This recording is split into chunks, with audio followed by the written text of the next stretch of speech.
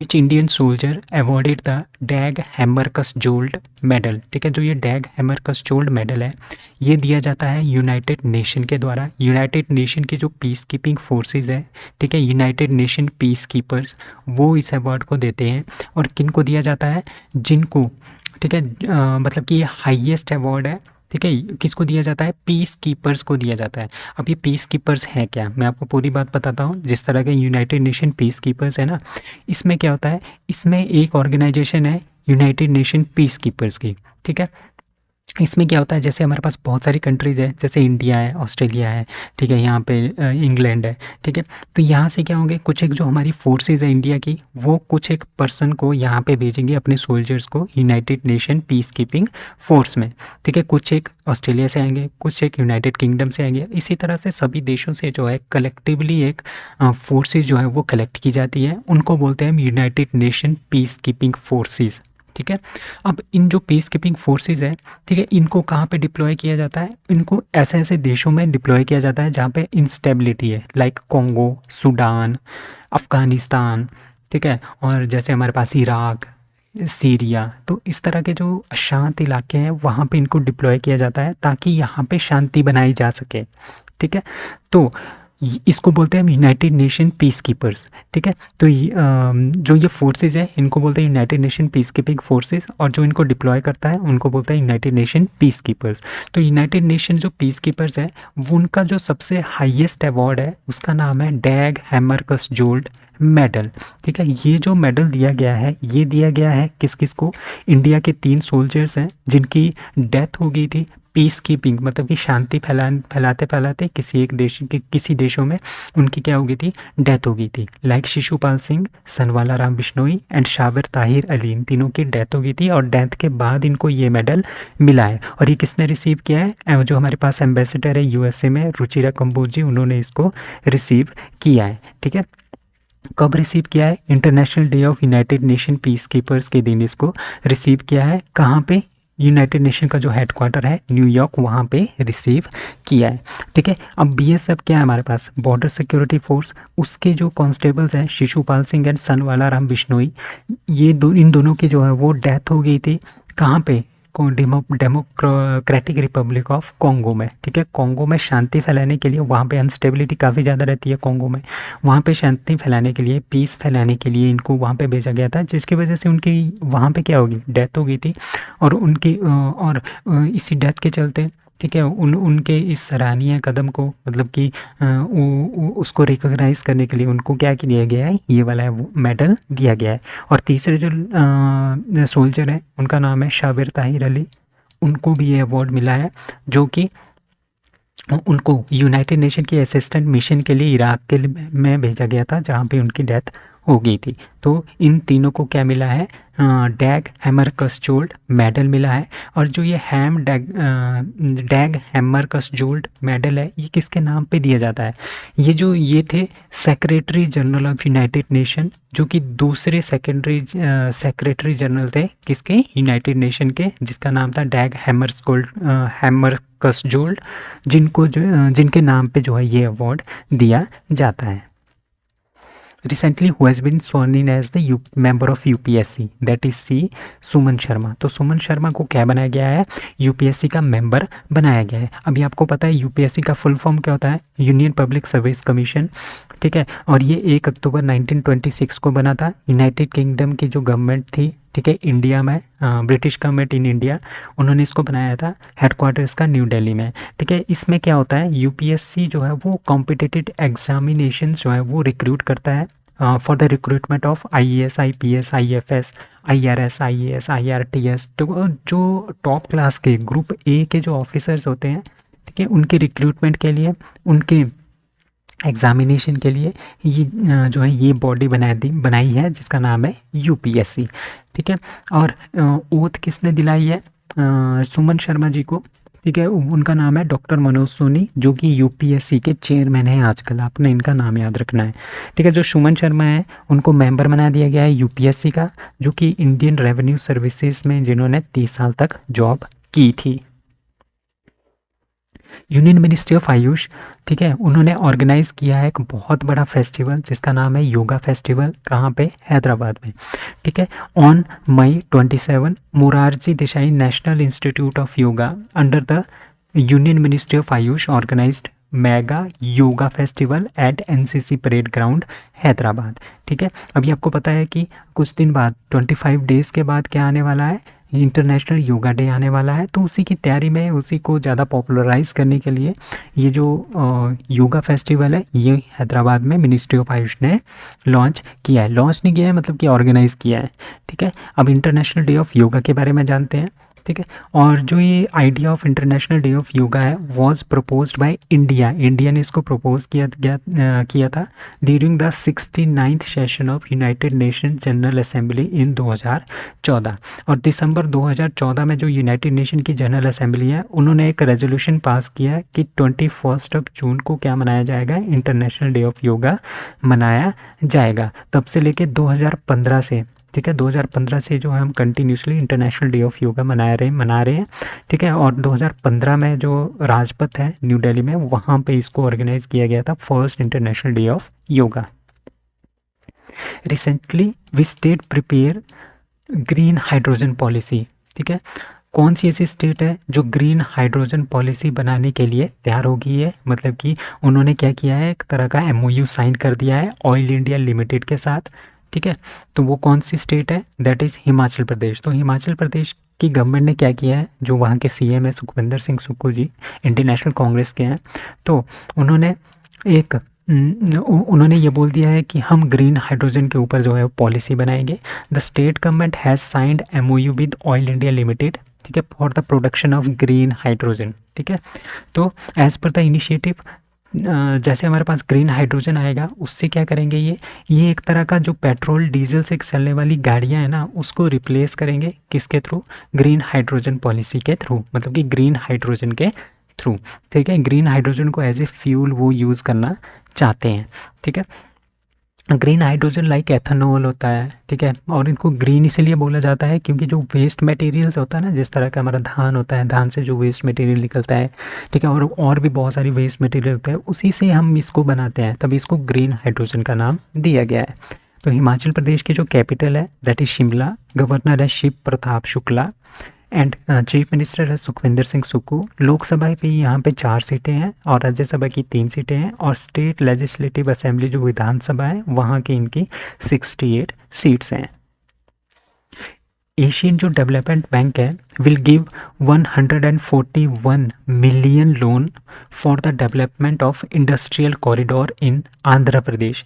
सो Andhra Pradesh government को जो है एशियन डेवलपमेंट बैंक कितने देगा? 141.12 मिलियन डॉलर का लोन देगा। किसके लिए?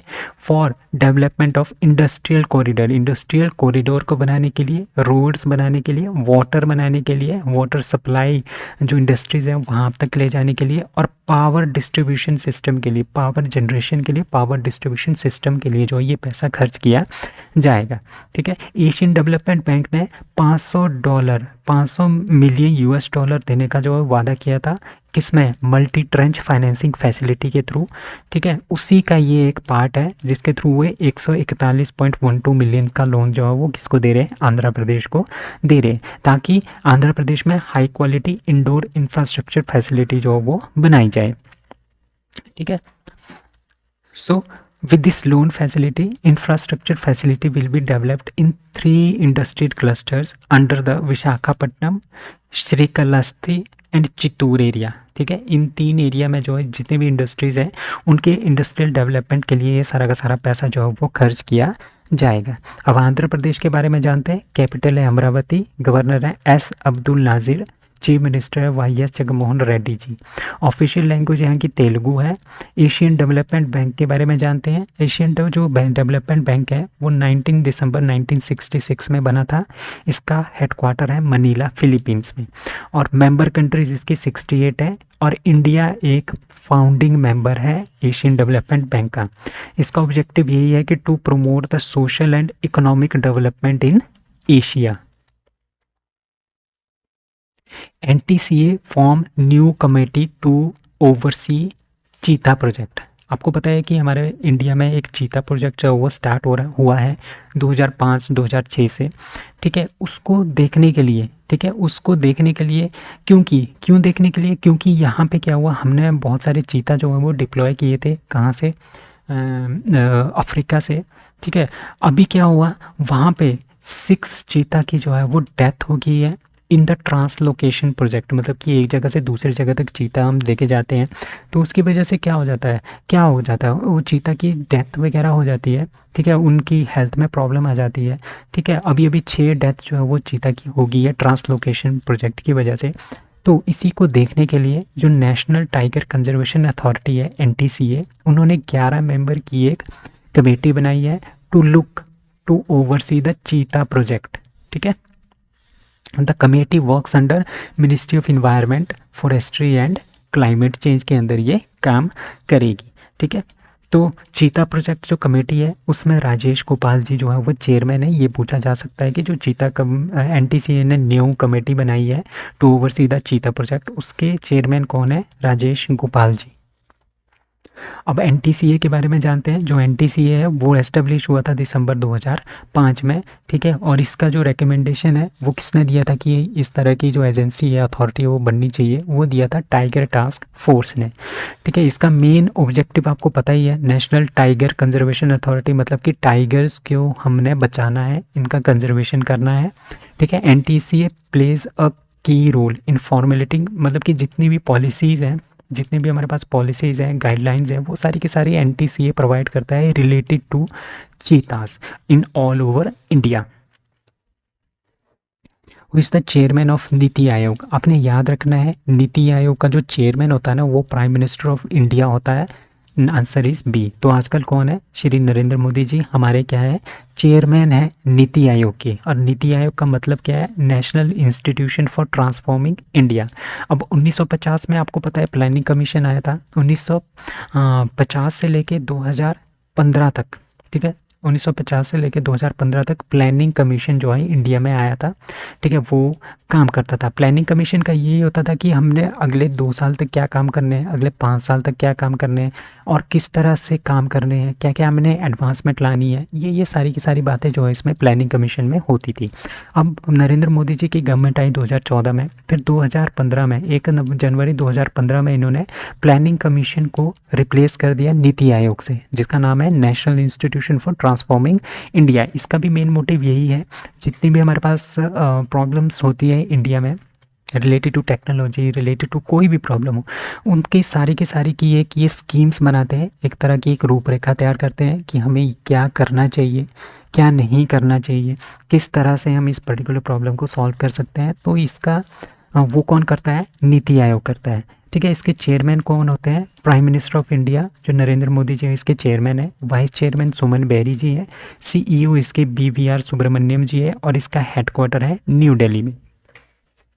तो ये न्यूज़ में इसीलिए है क्योंकि PM मोदी ने 8th मीटिंग की है नीति आयोग की गवर्निंग काउंसिल की। अब नीति आयोग की जो गवर्निंग काउंसिल है ना, उसमें पूरे के पूरे स्टेट्स के चीफ मिनिस्टर आते हैं, दिल्ली और पुडुचेरी के भी चीफ मिनिस्टर आते हैं, and lieutenant governor of Andaman Nicobar islands and the special invites, ठीक है। ये इसकी गवर्नर काउंसिल है, उसकी जो मीटिंग है, इसकी 8th मीटिंग हुई है, ठीक है, न्यू दिल्ली में। तभी ये जो नीति आयोग है आजकल क्या है, न्यूज़ में है, ठीक है। और दिस मीटिंग जो ये मीटिंग है, इसका मेन फोकस था, इसकी मेन थीम यही था, growth India @ 2047, role of team India. अब इसके अंदर कौन कौन से टॉपिक्स जो है वो डिस्कस किए गए, like thrust on micro small and medium enterprises, infrastructure increase करना, इन्वेस्टमेंट इंक्रीज़ करना, मिनिमाइजिंग कंप्लायंसेस, वीमेन का एम्पावरमेंट करना, हेल्थ एंड न्यूट्रिशन को बढ़ाना, ठीक है, स्किल डेवलपमेंट करना, गति शक्ति for area development and infrastructure को ज़्यादा से ज़्यादा मजबूत करना। ये सारी की सारी बातें जो है इस मीटिंग में की गई। who created a Guinness World Record by singing Shri Ramcharitmanas for 138 hours 41 minutes and 2 seconds. ठीक है, that is A doctor Jagdish Pillai. So doctor Jagdish Pillai ने एक वर्ल्ड रिकॉर्ड जो है वो कायम कर लिया है. उन्होंने सिंग किया है, उन्होंने गाया है किसको? श्री रामचरितमानस जी को. कितने? 138 घंटे 41 मिनट और 2 सेकंड तक. ठीक है, तो इस तरह का क्या बन गया है? एक गिनीज वर्ल्ड रिकॉर्ड बन गया है. इसी के साथ क्या हुआ, जो श्री रामचरितमानस है ये सबसे लंबा सॉन्ग बन गया है पूरे के पूरे वर्ल्ड में. ठीक है, डॉक्टर जो जगदीश पिल्लई है has credited with 5 years of broadcast of Shri Ramcharitmanas recitals on more than 100 official audio channels across the globe. ठीक है, तो ये जो गाना है, ये जो म्यूज़िक है, ये जो गाना है, ये एप्पल म्यूज़िक में मिल जाएगा, Spotify, Amazon music and others, वहाँ पे ये प्लेटफॉर्म में उपलब्ध है. ठीक है, तो इस पूरे के पूरे गाने की जो रिकॉर्डिंग है, एडिटिंग है एंड मिक्सिंग है, ये इसको पूरा का पूरा टाइम लगा है 4 साल 63 days एंड 295 आवर्स का. ठीक है, इससे पहले जो सबसे लंबा सॉन्ग था ना वो यूके का Mark Christopher Lee and the pocket gods ने गाया था, जिसका जो ड्यूरेशन था वो था 115 घंटे 45 मिनट. बट जो ये सॉन्ग है श्री रामचरितमानस, उन्होंने 138 घंटे 41 मिनट और 2 सेकंड का ये पूरा का पूरा गाना है. ठीक है, भजन बोल सकते हैं हम इसको, नॉट गाना, it is a bhajan type. ठीक है, सो रामचरितमानस के बारे में जानते हैं. रामचरितमानस जो है 16th सेंचुरी में लिखा गया था. किसके द्वारा? जो एक इंडियन पोइट है तुलसीदास जी, उन्होंने इसको लिखा था अवध लैंग्वेज में. वेरी वेरी इंपॉर्टेंट क्वेश्चन, ये वेरी वेरी इंपॉर्टेंट लाइन है. ठीक है, इट इज़ बेस्ड अपॉन, किसके ऊपर बेस्ड है? ये जो एपिक हमारे रामायण है उसके ऊपर ये बेस्ड है. And it is also known as Tulsi Ramayana, Tulsikrit Ramayana and Tulsidas Ramayana, और मानस भी हम इसको बोलते हैं. Which municipal corporation becomes the first municipal corporation of India to use CBDC? ठीक है, कौन सी ऐसी म्यूनिसिपल कॉरपोरेशन बनी है जिसने पहली बार CBDC यूज़ किया है? CBDC का मतलब क्या हुआ है? सेंट्रल बैंक, मतलब कि RBI के द्वारा जो डिजिटल करेंसी जारी की गई है जिसका नाम है ई-रूपी, उसको यूज़ करने वाली पहली MC बनी है पटना, म्यूनिसिपल कॉरपोरेशन पटना. ठीक है, ये एक तरह की डिजिटल करेंसी है ई-रूपी. ठीक है, जिस तरह से क्रिप्टो करेंसीज होती है ना, उसी तरह की ये क्रिप्टो करेंसी है, मतलब कि डिजिटली ही ये अवेलेबल होगी, आपको कैश में अवेलेबल नहीं होगी. और जो ये क्रिप्टो करेंसीज है इसमें और ई-रूपी में ये डिफरेंस है कि जो ई-रूपी है ना वो रेगुलराइज होता है बाय RBI उसको रेगुलराइज कर सकता है. ठीक है, उसको ट्रैक कर सकता है कि कहाँ पे जा रहा है, कितना पैसा कहाँ पे जा रहा है. बट जो क्रिप्टो करेंसीज है उनको RBI या बैंक्स वगैरह उसको क्या नहीं कर सकते, उनको लोकेट नहीं कर सकते. ठीक है, उनको मतलब कि रेगुलराइज नहीं कर सकते. ठीक है, इकोनॉमी में उसको वो नहीं जाता है, तभी क्रिप्टो करेंसी इसके कई देश क्या है अगेंस्ट है. ठीक है, तो ये एक तरह का पूरी तरह से लीगल है ई-रूपी. ठीक है, जो क्रिप्टो करेंसीज है कई देशों में तो ये कम्प्लीटली बैन है, क्योंकि ये क्या होता है अपनी इकोनॉमी में, जैसे हमारे पास इंडियन इकोनॉमी है, ठीक है, जिस तरह की पर्टिकुलर देश की इकोनॉमी होती है उसमें ये कोई भी कंट्रीब्यूशन नहीं करता है, क्योंकि इसको ट्रैक करना बहुत मुश्किल होता है.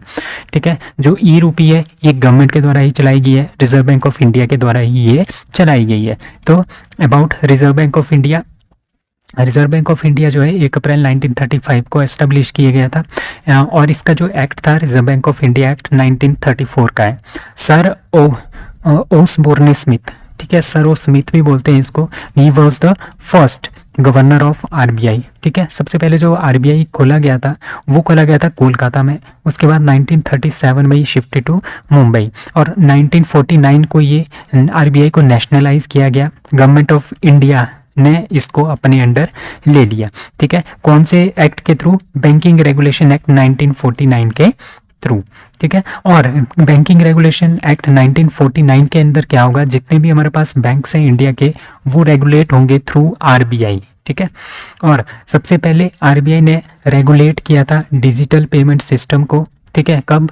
पेमेंट एंड सेटलमेंट एक्ट 2007 में। वेरी वेरी इंपॉर्टेंट क्वेश्चन, ठीक है। और 1942 तक, ठीक है, 1935 से लेकर 1942 तक आरबीआई जो है दो देशों की करेंसी निकालता था, इंडिया के लिए भी और म्यांमार के लिए भी। उस टाइम म्यांमार को बोलते थे हम बर्मा, ठीक है। और जैसे ही हम आज़ाद हुए 1947 में, उसके बाद ये डिसकंटिन्यू कर दिया गया, ठीक है। उसके बाद ये इंडिया के लिए ही क्या बनाते थे? करेंसी बनाते थे। इसका हेडक्वार्टर कहाँ पे है? मुंबई में। और इसके गवर्नर कौन है आजकल? Shaktikanta Das ji.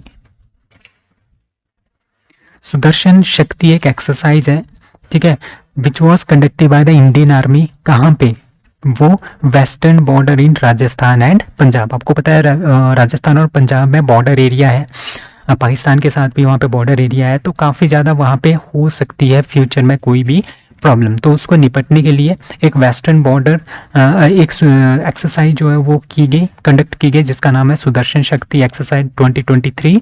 It was conducted by Indian army, ठीक है। Aim to of the exercise to transforming the forces. जो हमारी फोर्सेज है, इंडियन आर्मीज है, उनको हमने ज़्यादा से ज़्यादा मॉडर्न बनाना है, ज़्यादा से ज़्यादा जो न्यू टेक्नोलॉजी का यूज़ करना है, ताकि हम अपने दुश्मन को क्या कर सकें। दुश्मन क्या, जितने भी वहाँ पे प्रॉब्लम्स आती हैं बॉर्डर्स पे, उनको हम इजीली दूर कर सके। ऑब्जेक्टिव यही है, ठीक है। It focus on the validating operation plans and network centric environment, ठीक है, involving combat power, combat support and logistic support, ठीक है। कमिटमेंट टू द प्रिपेयर्डनेस, ठीक है। Sudarshan Shakti 2023 highlighted the commitment of the south western command and its attached units to maintain a high level operational preparedness. मतलब कि हमने हमेशा तैयार रहना है, ठीक है। किसके लिए? अपनी टेक्नोलॉजी को तैयार रखना है, अपने डिफेंस को तैयार रखना है। ये सारी की सारी जो है इसकी कमिटमेंट थी इस एक्सरसाइज की। तो इसका नाम है सुदर्शन शक्ति एक्सरसाइज 2023। वो won the Malaysia masters badminton championship 2023। जो मलेशिया में एक चैंपियनशिप होती है जिसका नाम है मलेशिया मास्टर्स बैडमिंटन चैंपियनशिप 2023। वो किसने जीता है? वो जीता है एच.एस. प्रणय जी ने, ठीक है। एच.एस. प्रणय इंडिया के हैं, उन्होंने गोल्ड मेडल जीता है किसमें? मलेशिया मास्टर बैडमिंटन चैंपियनशिप 2023 में, जो कि कुआलालंपुर मलेशिया में खेली गई, ठीक है। प्रणय ऐसा करने वाले थर्ड इंडियन बन गए हैं। पहले हैं साइना नेहवाल, उन्होंने वहाँ पे गोल्ड जीता है। दूसरे थे पीवी संधू, जिन्होंने वहाँ पे गोल्ड जीता है। और ये पहले मेल प्लेयर है जिन्होंने, एच.एस. प्रणय जी पहले मेल प्लेयर है जिन्होंने मलेशिया मास्टर्स बैडमिंटन चैंपियनशिप 2023 का टाइटल जीता है, जिसमें गोल्ड मेडल जीता है। तो ये काफ़ी इंपॉर्टेंट क्वेश्चन बन जाता है। सतलुज जल विद्युत निगम, जिसका नाम है SJVN limited, to develop a second hydro power project in Nepal. तो आपको पता है कुछ टाइम पहले मैंने आपको एक न्यूज़ पढ़ाई थी कि नेपाल में जो SJVN है वो अपना पावर प्रोजेक्ट जो वो लगा रहा है। अब उसी के तर्ज पे एक और पावर प्रोजेक्ट जो है SJVN लगा रहा है, second hydro power project in Nepal, ठीक है। Nepal has decided and to allow Satluj Jal Vidyut Nigam limited to develop a second hydro power project in the country at present. अभी तक SJVN जो है वो 900 मेगावाट का अरुण 3 नाम का हाइड्रो इलेक्ट्रिक प्रोजेक्ट जो वो बना रहा है।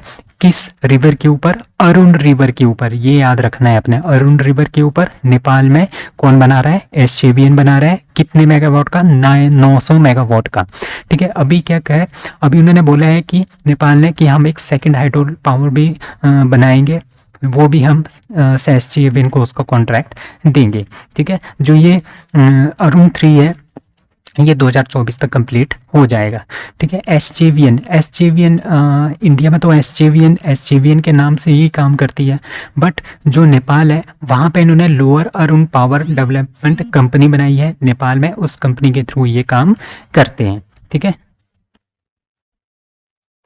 The 23rd season of IIFA, ठीक है, awards which film won the best film award, that is C Drishyam 2। तो दृश्यम 2 को आईफा अवार्ड्स में बेस्ट फिल्म जो अवार्ड जो है वो दिया गया। ये इसका 23rd एडिशन था, ठीक है। इसमें जो बेस्ट फिल्म थी वो थी दृश्यम 2। बेस्ट डायरेक्टर है R Madhavan for Rocketry the Nambi effect, ठीक है। बेस्ट एक्टर फीमेल में Alia Bhatt for Gangubai Kathiawadi. Best actor in leading role male that is Hrithik Roshan for Vikram Vedha. Best actor in supporting role female में है मौनी रॉय और मेल में है Anil Kapoor. Outstanding achievement for fashion in cinema that is Manish Malhotra, और best cinematography में गंगूबाई कथियावाड़ी को मिला है, बेस्ट स्क्रीन प्ले में भी गंगाबाई कथियावाड़ी को मिला है, बेस्ट डायलॉग में भी गंगूबाई कथियावाड़ी को अवार्ड मिला है, best choreography for the title track that is Bhool Bhulaiyaa 2, best sound design that is Bhool Bhulaiyaa 2, और बेस्ट एडिटिंग का मिला है दृश्यम 2 को। तो ये जो 4-5 है ना, ये काफ़ी इंपॉर्टेंट है, ये आपने याद रखना है, बाकी आप याद ना भी रखो तो उतना इंपॉर्टेंट ये नहीं है। Which bank emerges as a top performer in NPA management during financial year 2023? Financial year 2023 है, कब से स्टार्ट हुआ था? 1 अप्रैल 2022 से लेके 31 मार्च 2023 तक जो ये टाइम पीरियड है इसको बोलते हैं फाइनेंशियल ईयर 23। ठीक है, इसमें जो टॉप परफॉर्मर है एनपीए मैनेजमेंट के मामले में, एनपीए मैनेजमेंट मतलब नॉन परफॉर्मर एसेट। ठीक है, एनपीए नॉन परफॉर्मिंग एसेट बोलते हैं हम इसको। एनपीए का मतलब ये होता है कि जिस तरह से एक पर्टिकुलर पर्सन है, ये एक बैंक है, वो पर्टिकुलर पर्सन को एक लोन देता है, ठीक है, और वो लोन जो है उसको चुकाता नहीं है, काफ़ी टाइम हो जाता है, ठीक है, बहुत ज़्यादा टाइम हो जाता है, वो लोन नहीं चुकाता है, तो जो बैंक है वो क्या कर देता है, उस पर्टिकुलर लोन को किस में डाल देता है, नॉन परफॉर्मिंग एसेट में डाल देता है कि भाई इसके ऊपर कोई भी काम नहीं हो रहा है, एक तरह का लॉस ही हो गया। तो इसको एनपीए को मैनेज करना भी एक बहुत ज़्यादा टफ काम होता है बैंक्स के लिए। तो इसमें जो एनपीए मैनेजमेंट है वो सबसे अच्छा किसने किया है, बैंक ऑफ महाराष्ट्र ने secure the top spot with the NPA ratio, कितना है इनका 0.25, top spot in the with net NPA ratio कितना है इनका 0.25 का।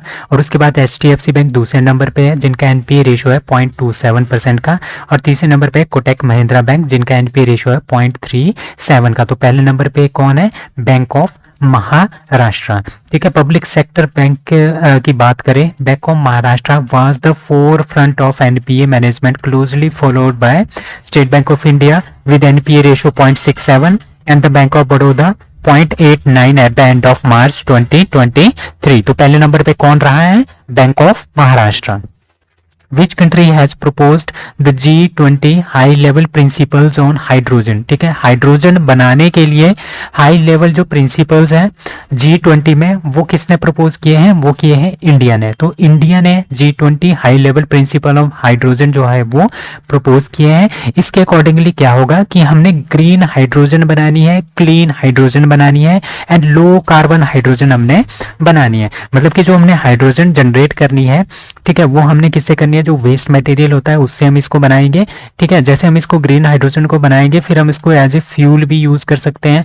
जब हम इसको एज ए फ्यूल यूज़ करेंगे तो इसके एमिशन, इसके जलने से कार्बन डाइऑक्साइड का एमिशन जो है वो बहुत कम हो जाएगा, जो ग्रीन हाउस गैसेज है उनका एमिशन बहुत कम हो जाएगा, और इस तरह से हम जीरो कार्बन पॉलिसी की तरफ बढ़ेंगे। ठीक है, it aims to set the global standard. ठीक है, पूरे के पूरे वर्ल्ड में एक स्टैंडर्ड होना चाहिए किसका, ग्रीन हाइड्रोजन का।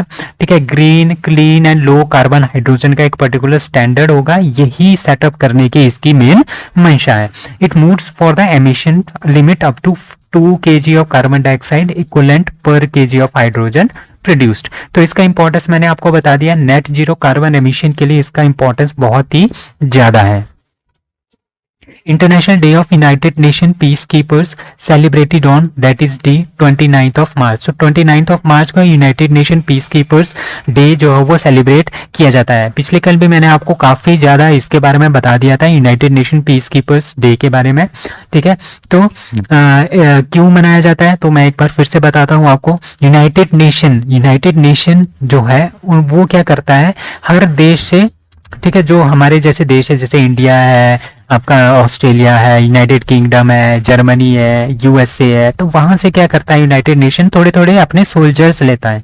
ठीक है, जैसे इंडिया ने कुछ सोल्जर्स भेज दिए, कुछ ऑस्ट्रेलिया ने भेज दिए, कुछ यूएसए ने भेज दिए, कुछ ब्राजील ने भेज दिया, तो वो यहाँ पे इकट्ठे होते हैं यूनाइटेड नेशन में।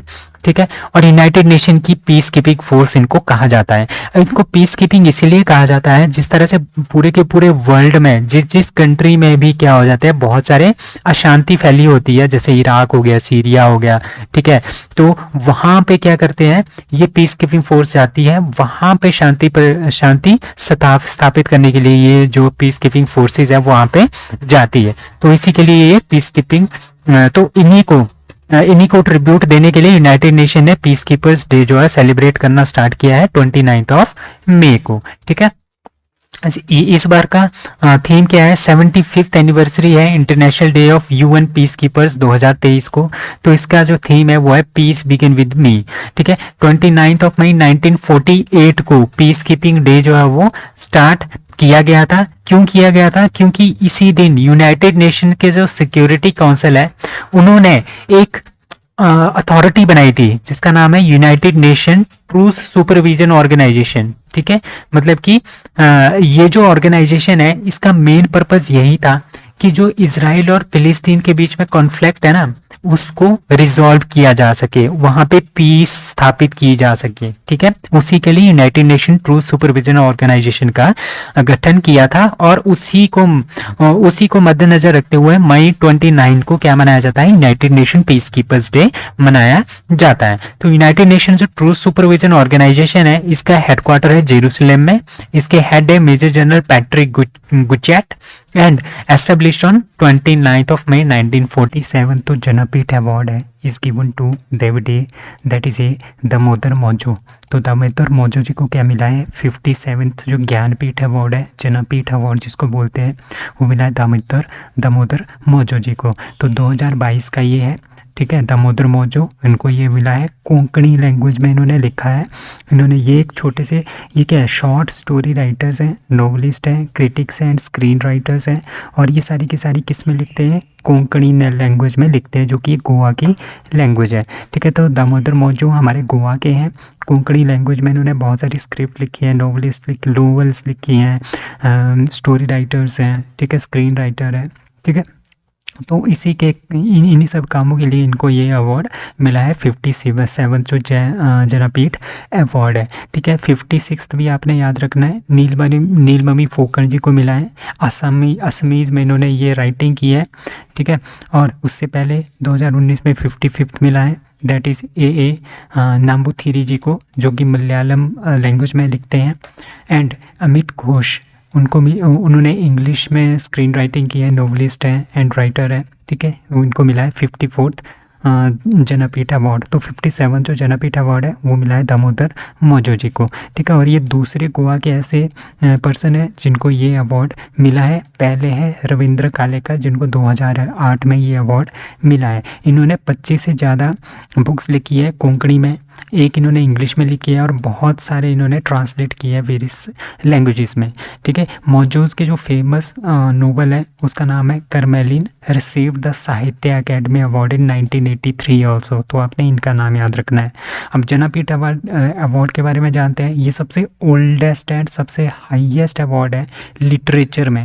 ठीक है, इंडिया के लिटरेचर में ये सबसे ओल्डेस्ट है एंड सबसे हाईएस्ट है, जो कि एनुअली दिया जाता है बाय भारतीय जनपीठ के द्वारा ये दिया जाता है। ठीक है, इसमें इंडिया की जितनी भी लैंग्वेजेस हैं ना, 8th शेड्यूल में जितनी भी लैंग्वेजेस है 22, ठीक है, उन सभी लैंग्वेजेस में जितना भी लिटरेचर लिखा हुआ है, ठीक है, मतलब कि इन सभी लैंग्वेजेस में ये अवार्ड दिया जाता है। इस बार ये कोंकणी लैंग्वेज में जिन्होंने बहुत सारी नॉवेल्स लिखी थी, स्क्रिप्ट राइटिंग की थी, स्टोरी राइटिंग की थी, दामोदर मौजो जी, उनको ये अवार्ड दिया गया है।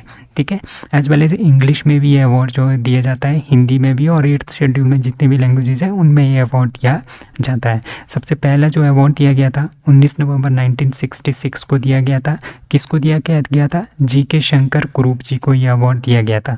और पहली जो फीमेल थी उनको दिया गया 1976 में, जिनका नाम था आशा पूर्ण देवी जी। उनको ये पहली बार अवार्ड मिला है किसी फर्स्ट वीमेन को। उनकी एक नोवेल थी प्रथम प्रतिश्रुति, ठीक है, द फर्स्ट प्रॉमिस। इनको ये अवार्ड इसके लिए इनको ये अवार्ड मिला था। किसको? आशा पूर्णा देवी जी को। ठीक है, the award was established in 1961 and not given, मतलब कि मरणोपरांत ये अवार्ड नहीं दिया जाता है। जब तक इंसान जिंदा रहता है, जो इंसान जिंदा होते हैं उन्हीं को ये अवार्ड दिया जाता है। वो won Monaco grand prix 2023। Monaco की जो ग्रैंड पिक्स है मोटो GP रेस, वो किसने जीती है? वो जीती है मैक्स वर्स्टेपन ने।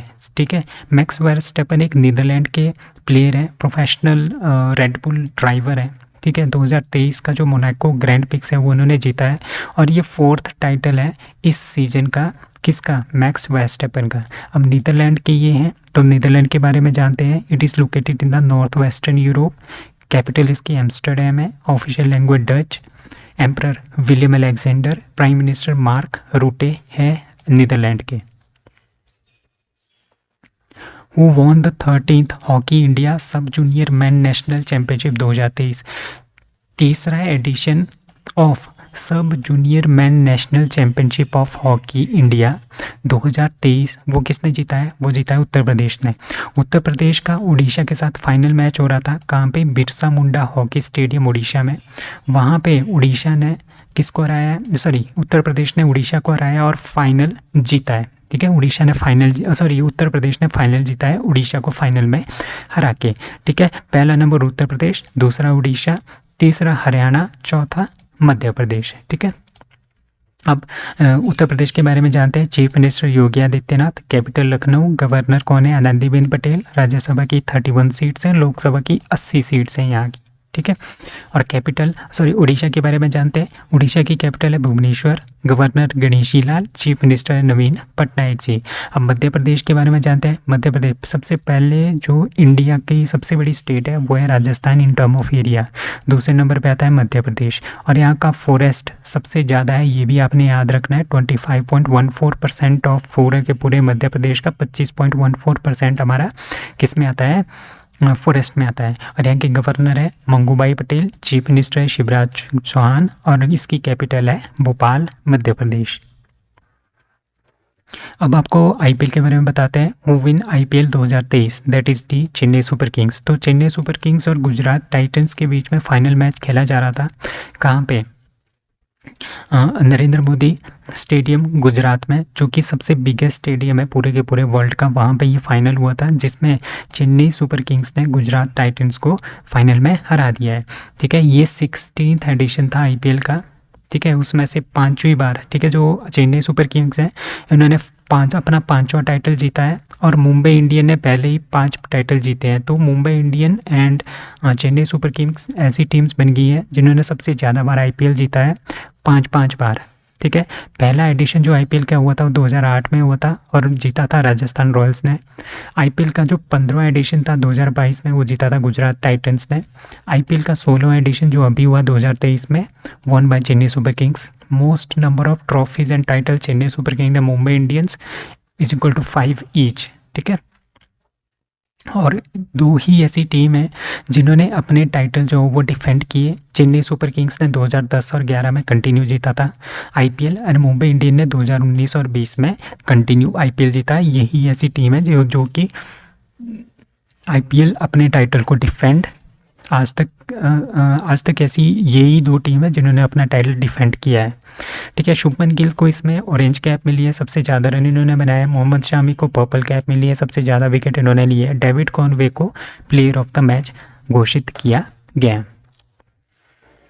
ISRO to launch Chandrayaan 3 in that is a July 2023। तो जुलाई 2023 में इसरो ने क्या अनाउंस किया है कि हम चंद्रयान 3 जो है वो लॉन्च करेंगे। इसरो के जो चेयरमैन है एस सोमनाथ, उन्होंने अनाउंस किया है कि चंद्रयान 3 जो है वो हम लॉन्च करेंगे इसी साल जुलाई में, ठीक है। चंद्रयान 1 जो है वो 2009 में क्या किया गया था, was launch in the October 2008 में चंद्रयान 1 जो है वो लॉन्च किया गया था। क्यों लॉन्च किया गया था? ताकि जो हमारे पास चांद है उसके बारे में हमें इंफॉर्मेशन जो है वो मिले, ठीक है। The lunar orbit conducted scientific research and collected data about the moon, ठीक है। The objective of this mission was to make a detail map, मतलब कि जो चांद है उसकी एक डिटेल मैप बनाने के लिए जो है चंद्रयान 1 जो है वो लॉन्च किया गया था 2008 में। उसके बाद 2019 में चंद्रयान 2 जो है इसरो ने लॉन्च किया 22 जुलाई 2019 को, ठीक है। ये लूनर ऑर्बिट था इसके अंदर, ठीक है। एक लूनर ऑर्बिटर था, एक विक्रम लैंडर था, एक प्रज्ञान रोवर था, ठीक है। इसके ऑब्जेक्टिव यही था कि हमने जो लूनर है, लूनर मतलब कि जो मून है उसके सरफेस के बारे में जानना है और यहाँ पे पानी है या नहीं है इसके बारे में जानना है, ठीक है। तो कहाँ से लॉन्च हुआ था? सतीश धवन स्पेस सेंटर से। एंड लैंडिंग साइट ही कहाँ पे थी? Southern polar region of moon at a latitude of 70 degree south, ठीक है। जब तब क्या हुआ था, जैसे कि इसको हम जैसे ही क्या कर रहे थे, लैंड करवा रहे थे, तो ये मिशन क्या हो गया था, विद इन 2 किलोमीटर्स मतलब कि रह गया था चांद की सतह पे पहुंचने के लिए। उतने में ये क्या हो गया था, इसका कनेक्शन जो है इसरो के हेडक्वार्टर से टूट गया था। ठीक है, इसीलिए इसको फील्ड मिशन में भी डालते हैं। अब इंडियन स्पेस रिसर्च ऑर्गेनाइजेशन कब बनी है? Established in 15 August 1969। It is a national space agency of India. It launches space rocket from Satish Dhawan space centre Sriharikota Andhra Pradesh से। इसका हेडक्वार्टर बेंगलुरु में एंड चेयरमैन है S Somanath. who has been appointed as the new CVC। CVC क्या होता है? Central vigilance commissioner. ठीक है, जो हमारे पास गवर्नमेंट है, जो हमारे पास एग्जीक्यूटिव्स हैं, ठीक है, वो अगर करप्शन करें, उनको पकड़ने के लिए, उनके करप्शन को सबके सामने उजागर करने के लिए ये सेंट्रल विजिलेंस कमीशन जो है वो बनाया गया था 1964 में। इसके जो न्यू CVC है वो किसको बनाया गया है? दैट इज़ प्रवीण कुमार श्रीवास्तव जी को बनाया गया है। ठीक है, द्रौपदी मुर्मू जो हमारी प्रेसिडेंट है, प्रेसिडेंट ऑफ इंडिया, उन्होंने ओथ दिलाई है किसको? प्रवीण कुमार श्रीवास्तव को as central vigilance commissioner on 29 May को। ठीक है, तो CVC जो सेंट्रल विजिलेंस कमीशन है, ये एपेक्स है, विजिलेंस इंस्टीट्यूशन है, which is free from any executive authority. मतलब कि जो एग्जीक्यूटिव अथॉरिटीज़ हैं, जो जितनी भी एग्जीक्यूटिव अथॉरिटीज़ है, लाइक गवर्नमेंट्स है, इससे ये फ्री होती हैं। ठीक है, इसका डायरेक्ट कांटेक्ट आपका प्रेसिडेंट के साथ होता है। ठीक है, तो ये क्या करता है, गवर्नमेंट की जितनी भी पॉलिसीज़ होती है उसको चेक करती है, उसमें देखती है कि भाई किसी ने कोई करप्शन तो नहीं किया है।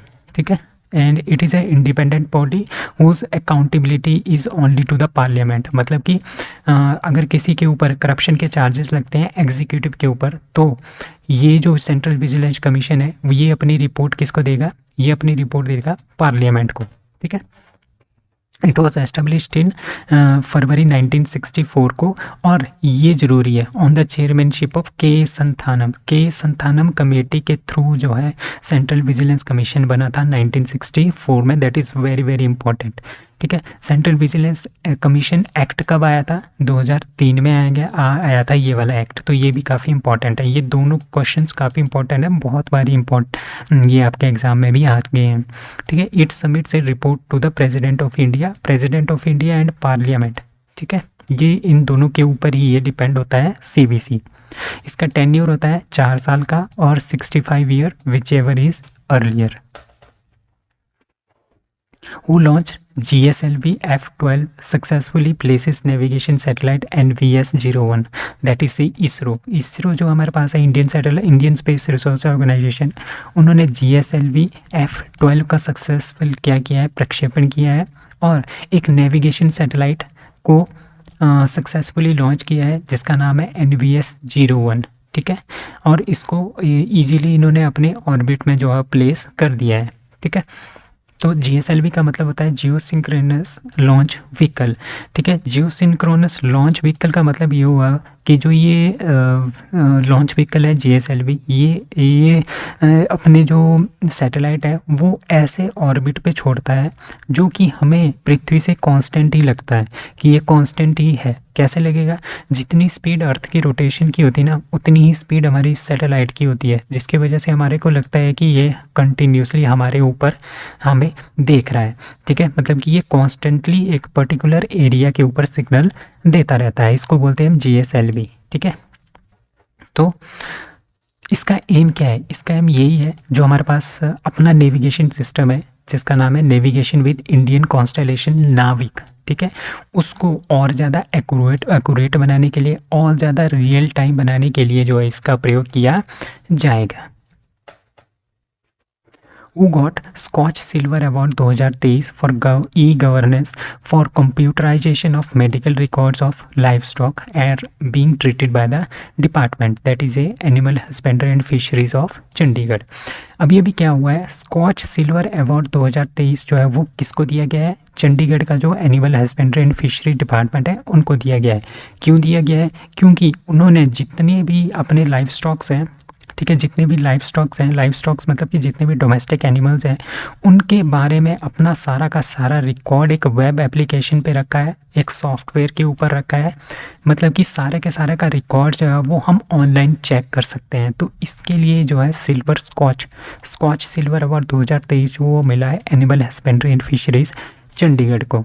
ठीक है, सो इसका मेन ऑब्जेक्टिव यही है कि of this application is to facilitate animals owners, मतलब कि जो एनिमल्स ओनर्स हैं उनको ऑनलाइन बताना कि किस तरह से हमने लाइव स्टॉक की रक्षा करनी है, किस तरह से हमने लाइव स्टॉक्स की ट्रीटमेंट करनी है, किस तरह से हम वे उनकी वैक्सीनेशन कर सकते हैं, आर्टिफिशियल इंसेमिनेशन कर सकते हैं। ठीक है, तो ये सारी की सारी जो है वो चीज़ें जो है वो बता सकते हैं, हम ऑनलाइन ही बता सकते हैं। और सारे के सारे जो लाइव स्टॉक्स हैं उनकी ऑनलाइन रजिस्ट्रेशन भी हो जाएगी और पता चल जाएगा कि कितने हमारे पास लाइव स्टॉक्स हैं और कहाँ कहाँ पे हैं और किस तरह से हमने वैक्सीनेशन करनी है। तो ये सारा का सारा डाटा हमारा ऑनलाइन है एक वेब एप्लीकेशन सॉफ्टवेयर स्कैटर के ऊपर। ठीक है, to maintain all the records of veterinary hospital and sub centers like OPD, stock book, daily medicine expenditure and artificial insemination, ये सारा का सारा रिकॉर्ड जो है आपके इस वेब एप्लीकेशन सॉफ्टवेयर में मिल जाए। Who offers KS3 batch 2 submarine to India.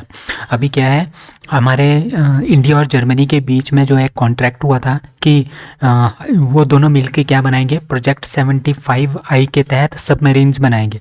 अब सबमरीन्स होती क्या है, जिस तरह से हमारे पास समुद्र है, ठीक है, और ये जो सबमरीन होती है ना, ये समुद्र के नीचे से ट्रैवल करके अपने दुश्मन के टारगेट को क्या करती है, टारगेट करती है। ठीक है, तो इनको बोलते हैं हम सबमरीन्स। तो इस तरह की सबमरीन जो हम प्रोजेक्ट 75I के तहत बना रहे थे with the help of Germany, तो वो प्रोग्राम क्या होने वाला है, अब कंप्लीट होने वाला है। तो यही देखते हुए साउथ कोरिया ने क्या बोला है कि हम अपनी KSS3 बैच 2 की सबमरीन जो है वो इंडिया को देना चाहते हैं। ठीक है, तो जो KSS3 is the largest submarines to ever built by South Korea and is being developed in 2 phase। ठीक है, बैच 1 और बैच 2 में इसको बनाया जा रहा है। ये बहुत ही ज़्यादा एडवांस्ड है, इसमें कॉम्बैक्ट मैनेजमेंट सिस्टम है, फायर पावर है, सोनार कैपेबिलिटीज़ भी इसके अंदर है। तो ये है KSS3 बैच 2 की सबमरीन्स। और इसको बना कौन रहा है, Daewoo ship buildings and marine engineering and Hyundai heavy industries इसको मिलके जो है ये बना रही है। Who became the first women head of power finance corporation. जो पावर फाइनेंस कॉरपोरेशन है उसकी पहली वीमेन हेड कौन बनी है, दैट इज परमिंदर चोपड़ा। तो परमिंदर चोपड़ा जी पहली वीमेन हेड बनी है पावर फाइनेंस कॉरपोरेशन की। ये बहुत इंपॉर्टेंट क्वेश्चन है क्योंकि ये फीमेल है।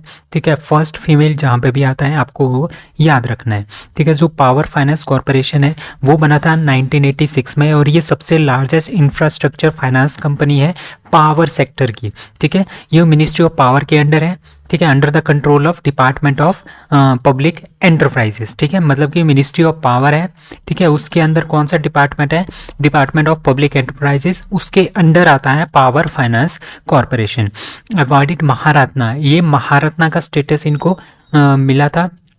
ठीक है, और ये 11th PSU है। ठीक है, जो इसको जो है महारत्ना का है वो 11th ये PSU बना था जिसको कौन सा अवार्ड दिया गया था, दैट इज़ महारत्ना से इसको अवार्ड किया गया था। मतलब कि जितनी हमारे पास महारत्ना है, सबसे बड़ी कंपनीज है वो हमारे पास 11 है, उसमें से एक है पावर फाइनेंस कॉरपोरेशन। अब कुछ और क्वेश्चंस है, like Harsh Jain president of internet and mobile association of India, R Dinesh president of confederation of Indian industry CII, and Dinesh Bajaj replace Sanjeev Bajaj at CMD of Finserv limited. Recently which universities of UK. ठीक है, UK की ऐसी कौन सी university है जिन्होंने Hindi course जो है वो लॉन्च किया है, that is B Edinburgh university. तो यूनिवर्सिटी ऑफ एडिनबर्ग ने क्या किया है, वहाँ पे हिंदी का कोर्स जो है वो लॉन्च किया है। ठीक है, to create the first open access course in Hindi language. ठीक है, और ये जो कोर्स होगा ये कोर्स होगा क्लाइमेट सोल्यूशन के ऊपर। ठीक है, क्लाइमेट सोल्यूशन के ऊपर जो भी कोर्स होगा, जो ये पर्टिकुलर कोर्स होगा वो पूरा का पूरा हिंदी में होगा। ठीक है, हिंदी का ये कोर्स है। ठीक है, तो यूनिवर्सिटी ऑफ एडिनबर्ग कहाँ पे है, इट इज़ इन स्कॉटलैंड। ठीक है, स्कॉटलैंड में आता है ये। It was established in 1582 by the city council under A royal charter granted by king James six. अब यूनाइटेड किंगडम के बारे में जानते हैं। आपको मैंने बताया था कि जो यूनाइटेड किंगडम है वो 4 कंट्री से बना होता है।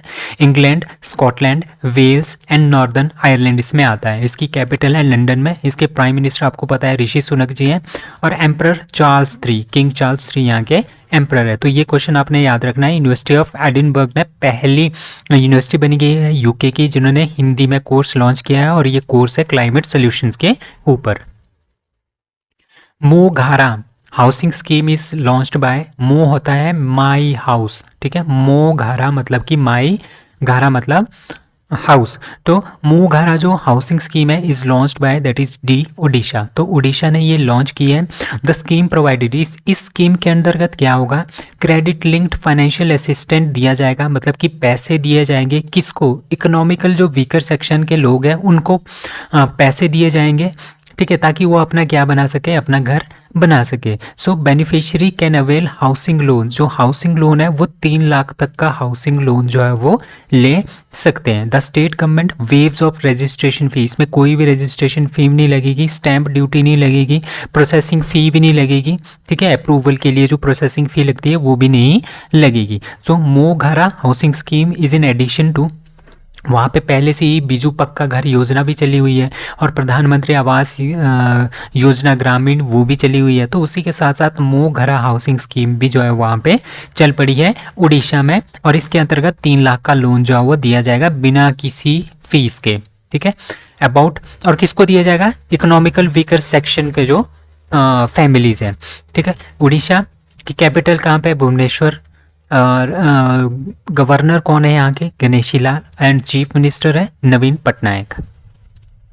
Ahmednagar district of Maharashtra will be renamed after that is D Ahilyabai Holkar. सो अहिल्याबाई होलकर के नाम पे क्या रखा जाएगा, जो अहमदनगर डिस्ट्रिक्ट है महाराष्ट्र की उसका नाम जो है वो किसके नाम पे रखा जाएगा, अहिल्याबाई होलकर के नाम पे। सो महाराष्ट्र के चीफ मिनिस्टर कौन है, एकनाथ शिंदे जी, उन्होंने अनाउंस किया है कि जो अहमदनगर डिस्ट्रिक्ट है विल बी नेम्ड आफ्टर जो वॉरियर क्वीन थी अहिल्याबाई होलकर, उनके नाम पे रखा जाएगा, ठीक है। ये इन्होंने तब अनाउंस किया जब ये अटेंड कर रहे थे अहिल्याबाई होलकर की 297th birth anniversary at Chondi village in Ahmednagar district, ठीक है। जो अहिल्याबाई होलकर है वो पैदा हुई थी 1725 के अंदर, और ये बहुत ही अच्छी एक क्वीन थी, रानी थी इंदौर किंगडम की, and known for her wisdom and compassion, ठीक है।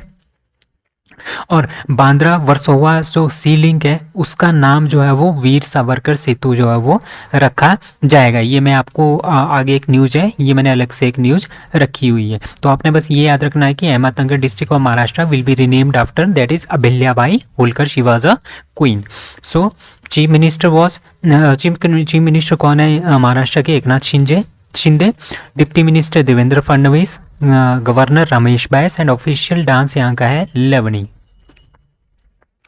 नॉर्थ ईस्ट की पहली और इंडिया की जो 18th Vande Bharat express train है वो किस से किस सिटी के बीच में चलेगी, दैट इज गुवाहाटी से न्यू जलपाईगुड़ी तक ये चलेगी, ठीक है। और ये 411 किलोमीटर का जो है रास्ता तय करेगी गुवाहाटी से न्यू जलपाईगुड़ी तक, ठीक है। और वे 5.5 घंटे में इस रास्ते को कंप्लीट करेगी, 411 किलोमीटर के रास्ते को, ठीक है। वंदे भारत ट्रेन जो है 6 दिन चलेगी और 1 दिन ये ऑफ रहेगी, ठीक है। तो फर्स्ट जो वंदे भारत एक्सप्रेस है was launched by prime minister Narendra Modi in 15 February 2019 and this train haves, ठीक है। ये जो ट्रेन है ना ये सेल्फ प्रोपेल्ड इंजन से बनी होती है विच कैन सेव, जो डीजल एंड इलेक्ट्रिसिटी के यूजेस को 30% तक कम कर सकता है। और जो first Vande Bharat express train थी वो किसने बनाई थी, integral coach factory that is ICF Chennai ने इसको बनाया था, और ये मेक इन इंडिया प्रोजेक्ट के अंदर बन रही है, और इसकी जो मैक्सिमम स्पीड है वो है 160 mph। ये बातें आपने याद रखना है, आपको पता भी होगी ये बातें, ठीक है। और यूनियन बजट जो 2022-23 का था उसमें गवर्नमेंट है 400 न्यू वंदे भारत ट्रेन जो है वो बनाने का लक्ष्य जो है वो तय किया है अगले 3 सालों में। Tiangong space station is a space station of which country, that is a China. सो टियांगोंग जो स्पेस स्टेशन है ये चाइना का अपना खुद का अकेले का स्पेस स्टेशन है। और ये न्यूज़ इस न्यूज़ में इसीलिए है क्योंकि इन्होंने 3 एस्ट्रोनॉट्स को जो है वो इस स्पेस स्टेशन पे भेजा है, जिसमें से एक सिविलियन भी है। ठीक है, जो सिविलियन है वो एक प्रोफेसर है गुई हिचियो ऑफ बीजिंग यूनिवर्सिटी के, और was the first to be placed in the orbit in the space. ठीक है, this is the first mission for Shenzhou 16 Tiangong since it entered the application and development phase. ठीक है, तो जो ये Tiangong है स्पेस स्टेशन है, ये चाइना ने इसीलिए बनाया है ताकि, ठीक है, जैसे ये अर्थ है, ठीक है, अर्थ से ऊपर इन्होंने ये स्पेस स्टेशन बनाया है यहाँ पे। ठीक है, तो चाइना वाले अपने एस्ट्रोनॉट्स यहाँ पे भेजते हैं, ठीक है, ताकि वो जो पास वाले जो यहाँ पे मून है और यहाँ पे जो मार्स है वो, ठीक है, उनके बारे में यहाँ से क्या कर सके, जानकारी वगैरह इकट्ठा कर सके। तभी इन्होंने ये स्पेस स्टेशन बनाया है जिसका नाम है टियांगोंग स्पेस स्टेशन। ठीक है, चाइना का जो पहला स्पेस मिशन था मैन्ड स्पेस मिशन, ठीक है, स्पेस मिशन जिसमें इन्होंने इंसानों को स्पेस में भेजा था, ये 2003 में इन्होंने किया था। और ये तीसरी कंट्री बन गई थी सोवियत यूनियन, यूनाइटेड स्टेट के बाद ये तीसरी कंट्री बन गई थी जिन्होंने कोई भी मैन्ड स्पेस मिशन जो है वो लॉन्च किया हो। Kheer Bhawani Mela is celebrated in that is BJ&K। सो जम्मू एंड कश्मीर में खीर भवानी मेला जो है वो सेलिब्रेट किया गया। जम्मू कश्मीर के कश्मीर रीजन में ये मनाया जाता है। ठीक है, यहाँ पे एक माता जी का मंदिर है, ठीक है, खीर भवानी की जी का एक मंदिर है। वहाँ पे जो कश्मीरी पंडित हैं वो वहाँ पे जाते हैं ज्येष्ठ अष्टमी के दिन कश्मीर में। ठीक है, वहाँ पे इसको क्या मनाते हैं, इस त्यौहार को मनाते हैं, इस मेले को मनाते हैं। मोर देन 25,000 डेवोटीज जो है इन्होंने इसमें पार्टिसिपेट किया। Kheer Bhawani Mela started from 26th of May and concluded in 28th of May। ठीक है, दैट इज ऑन ज्येष्ठ अष्टमी के दिन ये होता है। ठीक है, Kheer Bhawani is considered one of the deity of Kashmiri Pandit. जो कश्मीर में जो पंडित रहते थे, कश्मीरी जो पंडित रहते थे, उनके एक सबसे बड़े डेटी मतलब कि सबसे बड़े देवता के रूप में इनको माना जाता है। ठीक है, वहीं पे खीर भवानी मेला जो है वो मनाया जाता है इन कश्मीर। ठीक है, over the years kheer Bhawani Mela has become a symbol of communal harmony and brotherhood in Kashmir. Who has been re-elected as the external auditor of WHO for a 4-year term, that is A. गरीश Chandra Murmu. सो गरीश चंद्र मुर्मू जी को फिर से री-इलेक्ट किया गया है external auditor किसका, world Health organisation का। ठीक है, ये पहले से वर्ल्ड हेल्थ ऑर्गेनाइजेशन के एक्सटर्नल ऑडिटर थे, अभी फिर से इलेक्शन हुए और फिर से इन्होंने ये इलेक्शन जीता है और ये फिर से री-इलेक्ट हुए हैं as external auditor for World Health Organisation. ठीक है, जो हमारे कंट्रोलर एंड ऑडिटर जनरल है Girish Chandra Murmu has been re-elected as the external auditor of World Health Organisation for a period of 4 years। ठीक है, 2024 से 2027 तक ये रहेंगे। ठीक है, he held this position at WHO since 2019 से 2023 तक। अभी भी ये क्या है, यहाँ के एक्सटर्नल ऑडिटर है और फिर से इनको 2024 से 2027 तक एक 4 साल का एक और टर्म जो है वो दिया गया है। ठीक है, ये हमारे CAG हैं, CAG मतलब इंडिया के कंट्रोलर एंड ऑडिटर जनरल है। ठीक है, the re-election took place during the 76th World Health Assembly in Geneva. ठीक है, सो वर्ल्ड हेल्थ ऑर्गेनाइजेशन के बारे में जानते हैं। It was established on 7th of April 1948। Very important date है ये। ठीक है, specialised agency of United Nations and responsible for the international public health.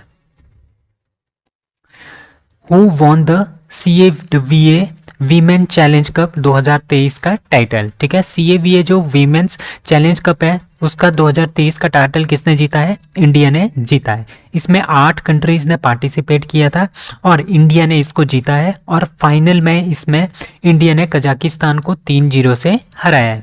और ये कहाँ पे हुआ था, ये जो टूर्नामेंट हुआ था ये नेपाल में हुआ था। नेपाल के काठमांडू में इसका क्या हुआ है, फाइनल हुआ है।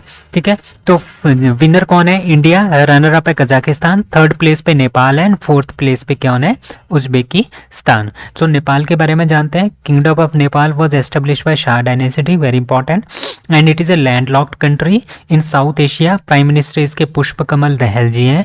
प्रेसिडेंट रामचंद्र पौडेल है। इसकी कैपिटल है काठमांडू में एंड करेंसी है Nepalese rupee. Export mission is a mission of Raman research institute Bengaluru and that is D ISRO. ठीक है, जो एक्सपोसैट है ये कौन कौन बना रहा है, ये बना रहा है इसरो, और इसरो के साथ कौन सा इंस्टीट्यूट इसके साथ जुड़ा हुआ है, रमन रिसर्च इंस्टीट्यूट है, आपस में जुड़े हुए हैं।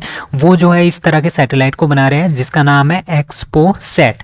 ठीक है, एक्सपोसैट का मतलब क्या है, एक्सरे पोलैरिमेट्री सैटेलाइट है। ठीक है, और ये इस तरह का एक्सरे पोलैरिमेट्री सैटेलाइट, ये इस तरह का दूसरा सैटेलाइट है पूरे के पूरे वर्ल्ड का।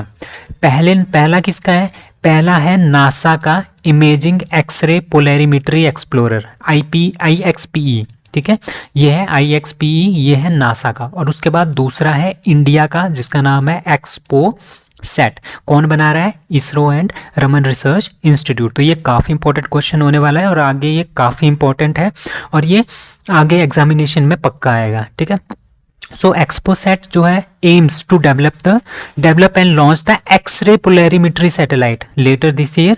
ठीक है, XPoSat aims to the study of polarisation of X-rays emitted by the celestial sources. तो सेलेस्टिशियल सोर्सेज क्या कौन से होते हैं, जैसे पृथ्वी है, पृथ्वी के बाहर जो सेलेस्टिशियल बॉडीज होती है ना, वो एक तरह की एक्सरेज छोड़ते हैं। ठीक है, उन एक्सरेज को पोलराइज करना, उन एक्सरेज को क्या करना है, अच्छे से स्टडी करना, यही इसका मेन मोटो है। ठीक है, और इसके थ्रू हम क्या कर सकते हैं, जो न्यूट्रॉन स्टार है उनकी उत्पत्ति कैसे हुई, ब्लैक होल्स के बारे में ज़्यादा से ज़्यादा जान सकते हैं और एक्टिव गैलेक्टिक न्यूक्लियाई के बारे में अभी हम जान सकते हैं। तो इस तरह का ये क्या है, पूरे के पूरे वर्ल्ड का दूसरा मिशन है, दूसरा सैटेलाइट है। पहला किसका है, नासा का, दूसरा किसका है, इंडिया का। अब इसरो के बारे में जानते हैं, it is a national space agency, सब जानते हैं। It launch its space rockets from Satish Dhawan space centre in Sriharikota, Andhra Pradesh.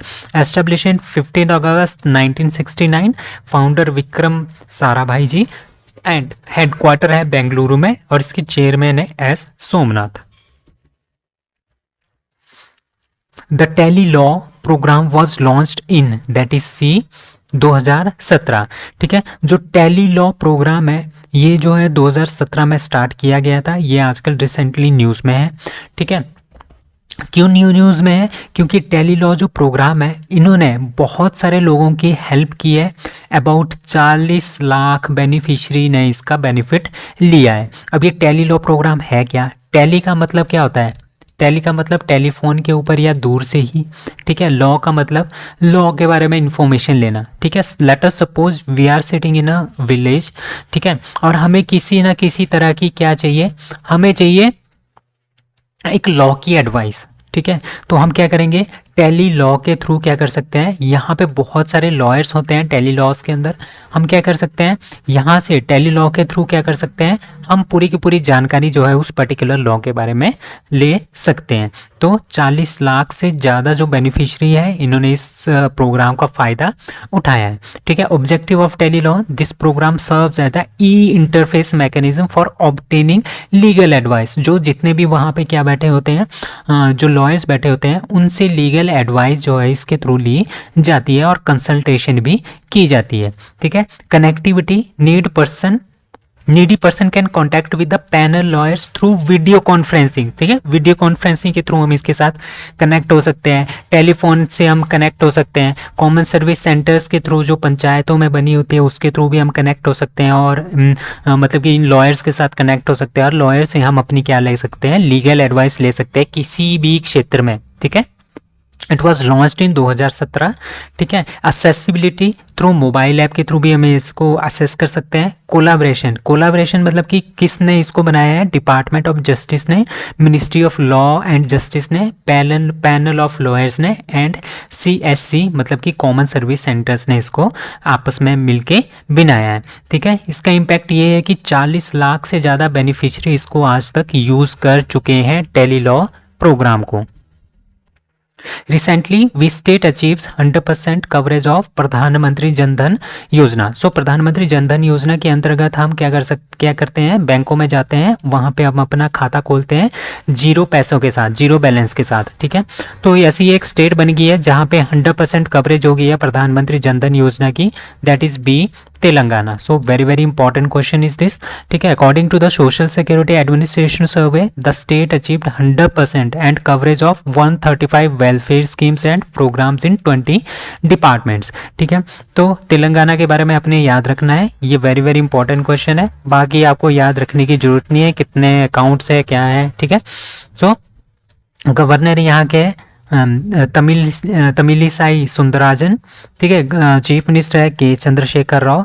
Council में इसमें 40 सीट्स हैं, लेजिस्लेटिव असेंबली में 119, राज्यसभा की 7 सीटें हैं, लोकसभा की 17 सीटें हैं, ठीक है। Around 61 lakh people in the rural area, ठीक है। रूरल एरिया के गाँव के जो 61 लाख लोग हैं, उन्होंने जनधन अकाउंट जो है वो खोले हैं। और अर्बन क्षेत्र में जो है 50 लाख के आसपास जो है वो अकाउंट जिन्होंने खोले हैं जीरो बैलेंस पे इस तरह के अकाउंट खोले हैं PMJDY के अंतर्गत। So this is a very very important question. India's defence export has increased how many times since 2014। सो 2014 के मुकाबले 2023 तक जो है हमारा इंडिया का डिफेंस एक्सपोर्ट, मतलब कि हम जो अपना डिफेंस के इक्विपमेंट्स बनाते हैं, जैसे जहाज़ बना लिया, एयरक्राफ्ट बना लिया, हेलीकॉप्टर बना दिया, ठीक है, ब्रह्मोस मिसाइल बना दी, और हमने वो बाहर कितनी बेची है, ठीक है, एक्सपोर्ट कितना बढ़ा है, वो बढ़ा है 23%, ठीक है। 23% से जो है वो हमने 23 गुना, 23% नहीं है ये, 23 गुना इंक्रीज हुआ है हमारा एक्सपोर्ट 2014 के मुकाबले इन 2023 में, ठीक है। India's defence export has grown 23 fold मतलब कि 23 टाइम्स सिंस 2014, ठीक है। और इस टाइम ये सबसे हाई पे है, हमने 16,000 करोड़ रुपए का जो है एक्सपोर्ट किया है, defence export last financial year में, ठीक है। तो इसकी वजह से हमारा क्या होगा, हम बहुत सारे क्या बनाते हैं, बहुत सारे इक्विपमेंट्स बनाते हैं, उसको हम बाहर बेचेंगे तो हमें हमारी कंट्री में क्या आएगा, बहुत सारा पैसा जो है वो आएगा, जिससे हमारी इकोनॉमी क्या हो जाएगी, स्ट्रेंथन हो जाएगी, ठीक है। हमने कितनी कंट्री को डिफेंस के इक्विपमेंट बेचे हैं, 85 कंट्रीज़ को बेचे हैं। और पर्सनली जो 100 से ज़्यादा कंपनीज़ हैं वो एक्सपोर्ट कर रही हैं हमारे defence products from India. This is a very important news, ठीक है। इंडिया करंटली एक्सपोर्ट क्या क्या एक्सपोर्ट करता है इंडिया, ड्रोनियर 228 के aircraft, artillery guns, BrahMos missile very very important, Pinaka rocket and launchers, radar, simulators, और बहुत सारे आर्म्ड व्हीकल्स भी हम क्या करते हैं, एक्सपोर्ट करते हैं, ठीक है। और यहाँ पे बहुत ही ज़्यादा जो है वो इंडिजीनियस प्रोडक्ट्स हैं हमारे, LCA Tejas, light combat helicopter, aircraft carrier, MRO activities, इनकी भी बहुत ज़्यादा डिमांड जो है वो और देशों में बढ़ गई है, ठीक है, क्योंकि ये बहुत ही अच्छे प्रोडक्ट हैं इन द डिफेंस के क्षेत्र में। सो ये जो सारा का सारा क्या है, हम खुद अपने डिफेंस के सिस्टम बना रहे हैं, ठीक है, और उनको बाहर बेच रहे हैं। तो ये आत्मनिर्भर भारत का एक पार्ट है। पहले क्या होता था, पहले हमें डिफेंस इक्विपमेंट्स बाहर से खरीदने पड़ते थे, हम खुद नहीं बनाते थे। अब हमने खुद मैन्युफैक्चरिंग कर दिया, अब हम अपने प्रोडक्ट्स को बाहर बेच रहे हैं। It aims to make India more efficient, competent and resilient in the global economy, ठीक है। मेन यही है कि जितना हम इक्विपमेंट्स बेचेंगे उतना ज़्यादा हमें क्या होगा, फ़ायदा होगा, हमारी इकोनॉमी क्या होगी, स्ट्रेंथन जो है वो होती रहेगी।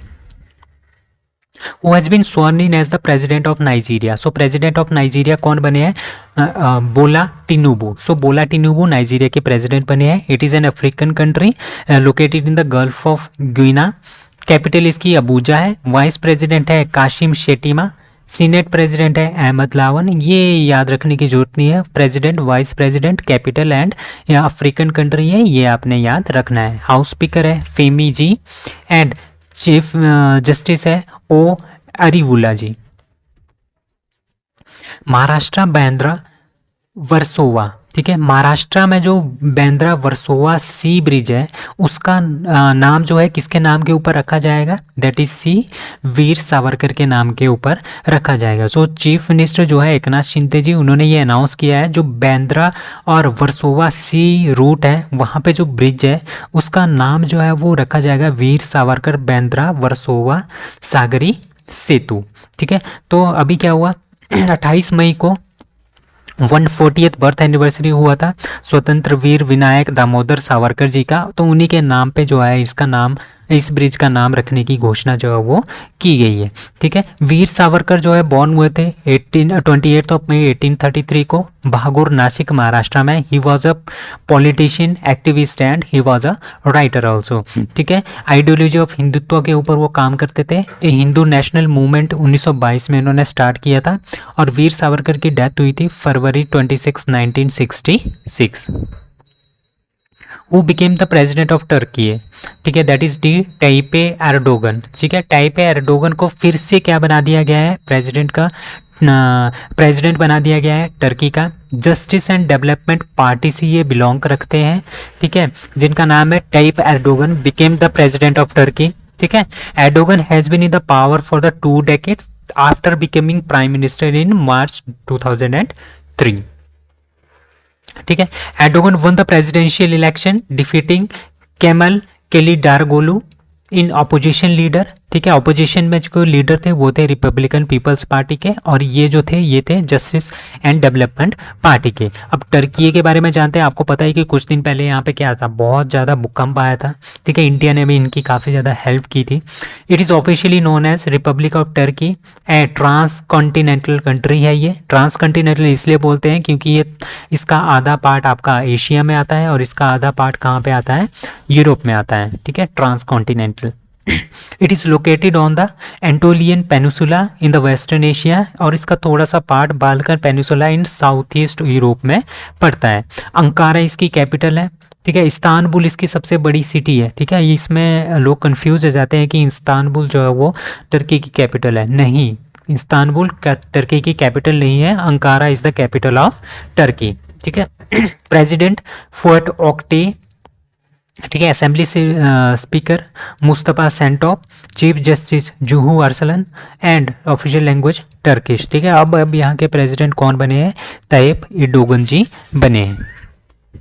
वी स्टेट गवर्नमेंट लॉन्च्ड नमो शतकारी महासम्मान योजना। ठीक है, नमो शतकारी जो महासम्मान योजना है वो कहाँ पे स्टार्ट की है, किसने स्टार्ट की है, महाराष्ट्र ने स्टार्ट की है। इसके अंतर्गत क्या होगा, जितने भी हमारे पास वो फार्मर्स हैं, ठीक है, महाराष्ट्र के जितने भी फार्मर्स हैं, ठीक है, उनको 6,000 रुपया जो है वो पर ईयर के हिसाब से दिया जाएगा सबको। ठीक है, पेड एनुअली। ठीक है, एक साल में 6,000 रुपीज़ जो वो दिए जाएंगे। 1 करोड़ फार्मर जो है पूरे की पूरे महाराष्ट्र में, उनको 6,000 रुपये पर ईयर के हिसाब से दिए जाएंगे। ठीक है, नमो शतकारी महासम्मान योजना was approved in the cabinet meeting. ठीक है, chaired by the chief minister Eknath Shinde. ठीक है, अभी आपको पता है कि जो सेंटर से भी जो पीएम किसान योजना है, ठीक है, वो उसके थ्रू भी 6,000 रुपये जो है वो किसानों को दिए जाते हैं और एडिशनली 6,000 रुपये जो अब कौन देगा, ठीक है, वो महाराष्ट्र गवर्नमेंट भी देगी। ठीक है, अब इनको क्या मिलेगा, सेंटर से भी मिलेगा और स्टेट से भी पैसा मिलेगा। ठीक है, so Maharashtra cabinet also approve the implementation of gender inclusive tourism policy named I to empower women in the tourism sector. So it is very important questions also. ठीक है, so cabinet also approved the starting of women bike taxi service at the tourist places. ठीक है, I भी आपने याद रखना है, I is related to the women tourism in the women in the tourism sector। और जो वीमेन बाइक टैक्सी सर्विसेज है वो भी महाराष्ट्र जो है वो स्टार्ट करने वाला है। New liberation war gallery inaugurated at the Indian Cultural Center in that is a Dhaka. So Bangladesh में क्या हुआ, न्यू लिबरेशन वॉर गैलरी जो है वो इनेगुरेट की गई है। कहाँ पे, इंडियन कल्चर सेंटर में। कहाँ में, ढाका में। सो ढाका में इंडियन कल्चर सेंटर है, वहाँ पे ये न्यू लिबरेशन वॉर गैलरी जो है वो इसका इनेगुरेशन किया गया। ठीक है, आपको पता है कि इंडिया ने काफ़ी ज़्यादा हेल्प की थी 1971 में। ठीक है, लड़ाई लड़ने में, बांग्लादेश को आज़ाद कराने में पाकिस्तान से। ठीक है, तो उसी के बेस पे new liberation war gallery of 1971 जो है was inaugurated at the Indian cultural centre at the high commission in Indian high commission in Dhaka. ठीक है, बांग्लादेश के होम मिनिस्टर असदुज्जमान खान जी वहाँ पे प्रेजेंट थे एंड इंडिया के high commissioner to Bangladesh Pranay Verma joins the home minister in the inauguration of liberation war gallery. So that's all for today. Thank you.